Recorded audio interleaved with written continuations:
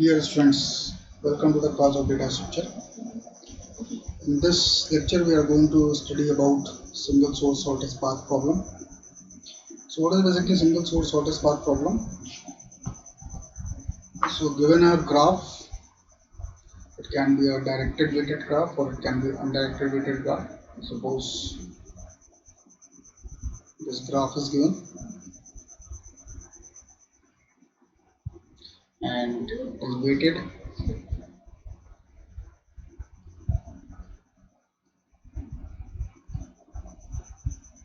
Like this. And one vertex is given as source vertex. Suppose A is the source vertex. So the problem is to find the shortest distance of every vertex from source vertex. So what is the shortest distance to B from A? What is the shortest distance from to E from A? What is shortest distance to B? What is shortest distance to C? This is the single source shortest path problem. It is very generalized and practical problem. It can be considered like you are stuck in a particular city and you have to visit different cities and you want to find shortest distance to every city from the source vertex. And obviously all the cities are connected here. So this algorithm, this problem basically addresses both graph with positive weights and negative weights both. So graph can here also have negative weights also, negative weight edges also. The only key point to remember here is this. Here is this. Suppose we are finding a path, shortest path from vertex V1 to vertex, suppose vertex Vi to vertex Vj. Then in between this path, we cannot have any cycle. Okay, we cannot have any cycle. So we cannot have a negative weight cycle like this. So total is -3. Nor we can have a positive weight cycle like this. So if there is a cycle between paths, then obviously that is not a shortest path.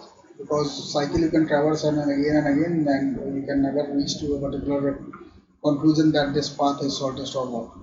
Okay. Now we have two algorithms that are used to find single source shortest path. One is called Dijkstra's scale. Another is Bellman-Ford. Now the major difference is that this Dijkstra algorithm only work on positive weights, but Bellman-Ford algorithm also works on graph with negative weights. So in this lecture we are going to study this Dijkstra algorithm.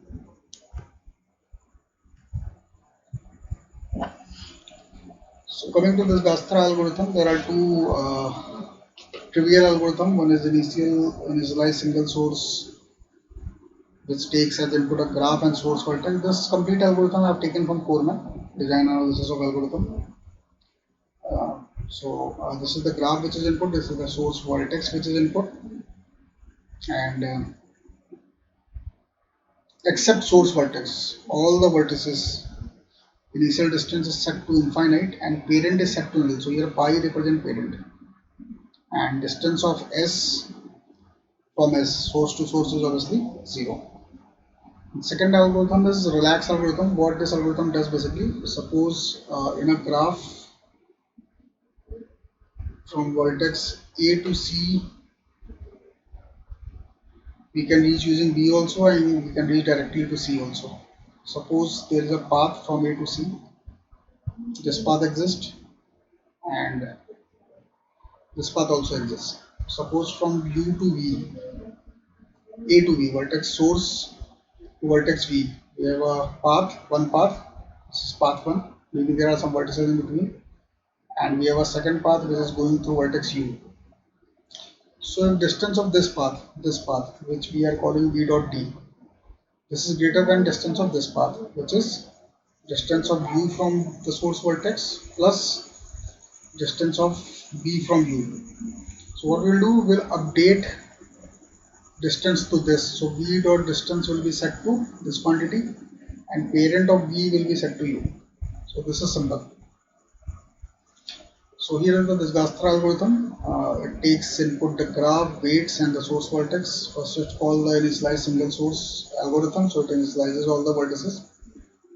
Then we have a create a priority queue of all the vertices, and we perform the iteration till priority queue has elements. Once the priority queue is empty, our algorithm stops, terminates.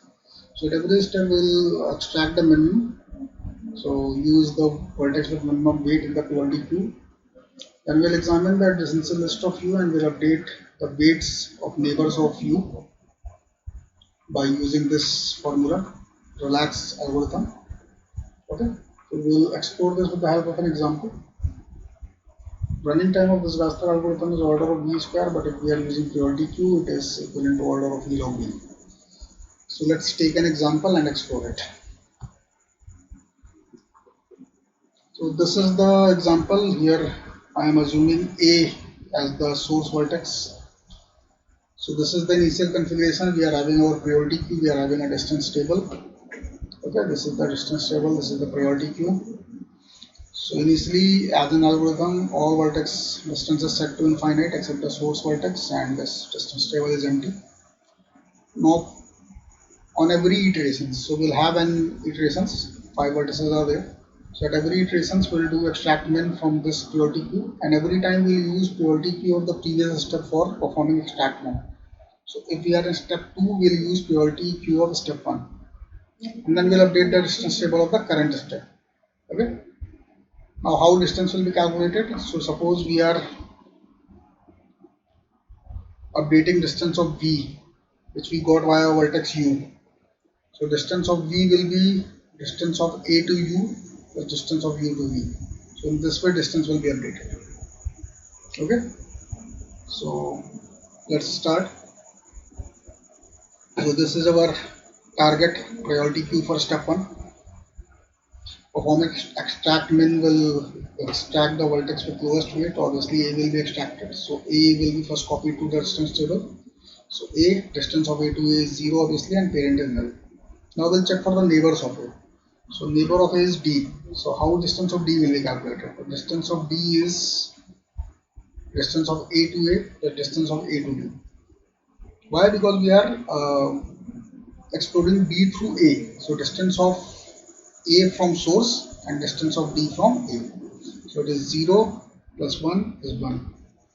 So we'll compare this distance with the previously stored distance, and will update only if this distance is smaller. So obviously 1 is smaller than infinite, so we'll update here, and we'll update here also. So d is updated, distance from source is 1, and d parent is a because we have got d through a.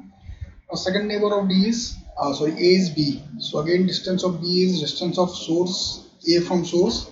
So obviously it is 0 because a itself is the source, and distance of a to b. So a to b is 6, so 0 plus 6.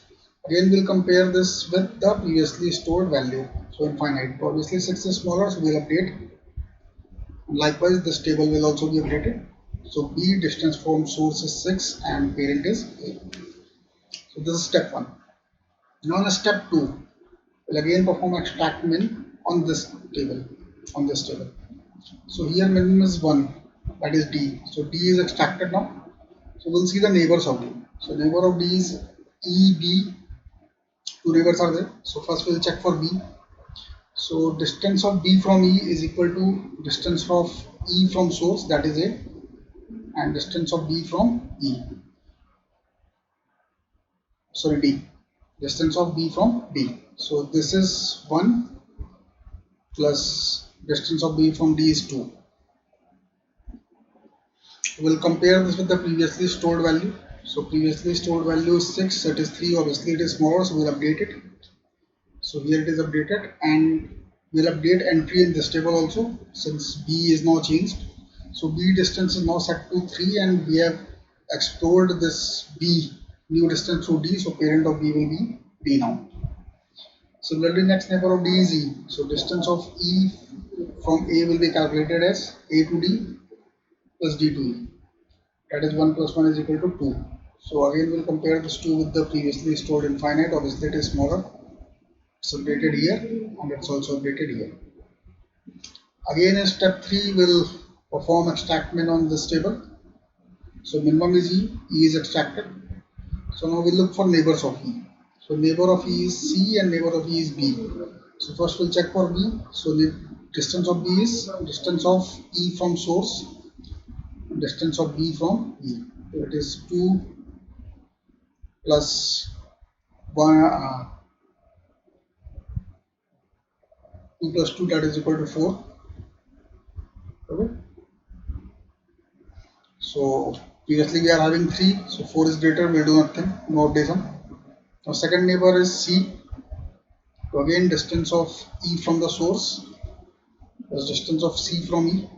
So it is 5, it is 2, that is equal to 7. Previously stored value was infinite, so we'll update it. So it is updated and this table also will update. So C we got 7 from the parent E. Again we'll perform extraction in fourth step from this table. So minimum is B, so B is extracted. Now again we'll check for neighbors of B. So neighbor of B is C and neighbor of B is E. So since E is not in the list, we'll do nothing, but C is in the list, so we'll check. So distance of C from B is distance of B from source plus distance of C from B. So that is basically 3 plus 5 is equal to 8, but here we are already having a smaller value 7, so no update will be done.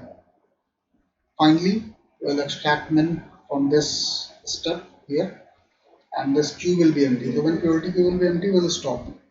So here this table tells us the distance of every vertex from source, what is the shortest distance, and what are the immediate parent. And using this table, we can create the complete path.